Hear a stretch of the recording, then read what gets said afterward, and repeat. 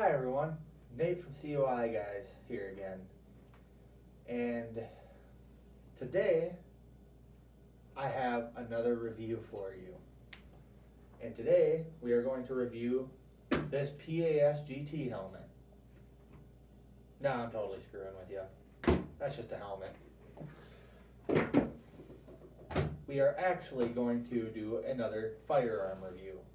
And the firearm we are going to review today is the Phoenix Hp22.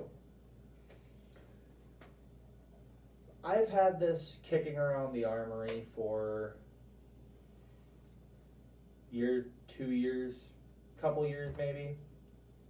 Not exactly sure when I got it. I've had it for a while now. And, well, this one got put out of commission. I'll get to there later. So, first thing I do in all of my videos that involve firearms is make one thing clear. That this is clear. The whole firearm is clear. There is no rounds in the magazine. There is no rounds in the chamber.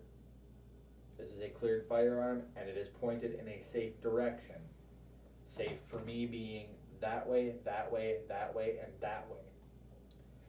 So I do have to put in something here, a little extra that I did not in my last firearm review video. Always treat a firearm as if it were loaded. Always.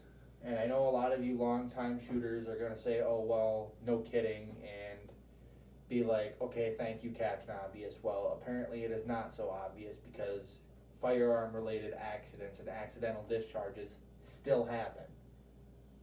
So always take the opportunity when you can get it to brush up on your firearm safety. Never think that you always know it by heart, even if you do. So we are going to start this review, and we will start from the magazine. This is a 10-round staggered magazine, and you can buy one that has a little pinky thing on here, and just for bigger handed people. This is the standard magazine that sits almost flush with the bottom of the grip. So as far as that goes, I have to go to my first fault that I hope Phoenix fixes this issue in the future, excuse me. And that is that their magazine, I bought this directly from Phoenix. I had one of those ones with the pinky piece on it and it broke off.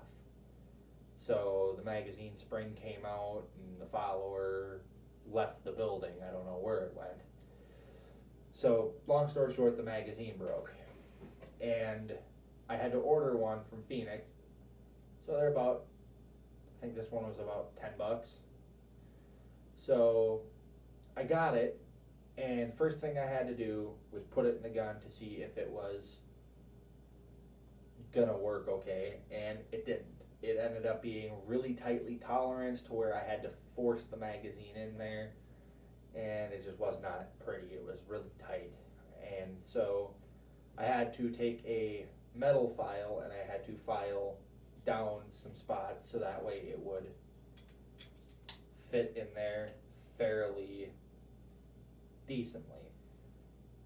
One note I have to make is when you press the magazine release, it does not release the mag. You have to manually pull it out in order for it to be released. So to the actual Phoenix, this one is, you can get these in 2 coats. This one is a satin nickel finish. You can also get this in matte black. Oh, and I forgot to mention that this pistol is a budget pistol. I wish I could say this is going to be a good review for this pistol. I do have to fault it on a few major issues. So I just have to say, I hope Phoenix fixes these issues, excuse me. But I have to fault this particular one on quite a few issues. So I am going to start with the barrels. The barrels themselves, you have two lengths that you have to choose from. I believe the long barrel comes with it. I'm not 100% sure that it does or doesn't. I think you can get a bare minimum, which comes with the short barrel, and then you can pay a little bit more and it comes with the short barrel and the long barrel. But this is like a third generation pistol. I have gotten it through a few different friends who have owned it before me. So I don't know, I didn't buy this new, I bought this used, so I do not have the long barrel. So with the short barrel, this pistol has an overall length of 4.1 inches, and with the long barrel it has a overall length of 5.5 inches. And believe it or not, this little package here weighs about 20 ounces, so for its size, it's a pretty heavy little pistol. For a while I actually used this as my carry pistol. So it is a 22 caliber. It has a ventilated ribbed barrel, and it also has a serrated trigger. It has the fairly cheap hand grips on it, warning you there. It also has a adjustable rear sight, and it also has a block pin safety. It features an external hammer, and it has a manual, hold on a second, it has a little catch in the spring. So it has a manual slide lock that also doubles as your slide safety. Now I kind of have to get into some of the things I have found out with this pistol. Okay, I know I fired a lot of rounds through this pistol, and a lot of the friends I had before I got my hands on it fired a lot of rounds through it. So I can't really 100% say that this failure is the gun's fault. However, it should not have happened. So I was shooting it one day, and I was about 15-20 rounds into a magazine, and well, multiple magazines, obviously not one, they're only 10 round, excuse me. But it got hot, and the slide has completely cracked. It started out as a crack, and now it has completely broken on one side. So the pistol has completely broke the slide here. I do not fire this anymore, and I do not carry this anymore. So I'm telling you guys another safety tip here. If your firearm has any faults like this, immediately stop using it. Do not fire it anymore. It could get you hurt, it could get you killed. So that is why this pistol here has been decommissioned from the range. Another reason why is the block pin safety has failed. So this safety does not work anymore. It has, I don't know what its deal is, I didn't tear into it, but the detent that holds the safety up here has quit working, so it falls into the safe position. Like if I were to not have this glued open,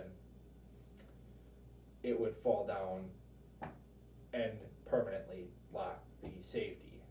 So that's another thing I have to fault it on, is that its safety did malfunction, and it really shouldn't have, especially when they advertise it as a safety feature.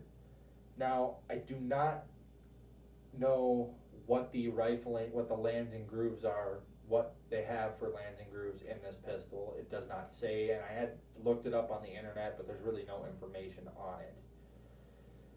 So I can't tell you guys how many lands and grooves are in it or what kind of lining the barrel has.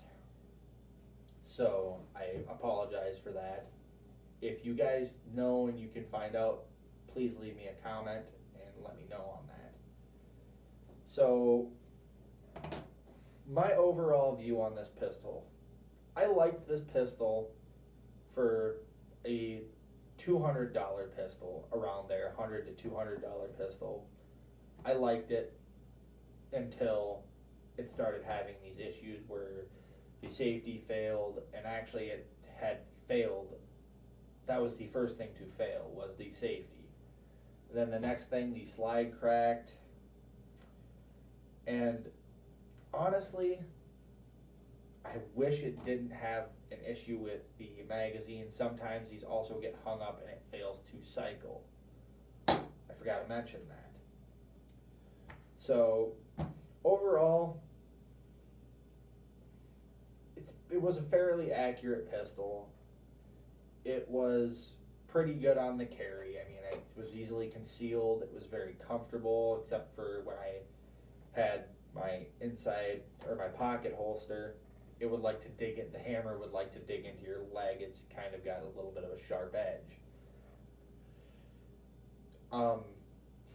To be honest with you guys, I would save your money if you're thinking about getting this pistol for a carry gun. I wouldn't do it. I would not advise using this as your everyday carry. I really wouldn't advise doing it with 22. I know it's kind of the pot calling the kettle black. This was my everyday carry, but that was before I knew better. So overall, cheap pistol, and I wish I could give it a good review because it's not a bad pistol, but I have to say I wouldn't advise it just because of the problems I've been having with it. So that being said, guys, let me know in the comments below what you guys think, and maybe suggest another budget pistol that is not this one.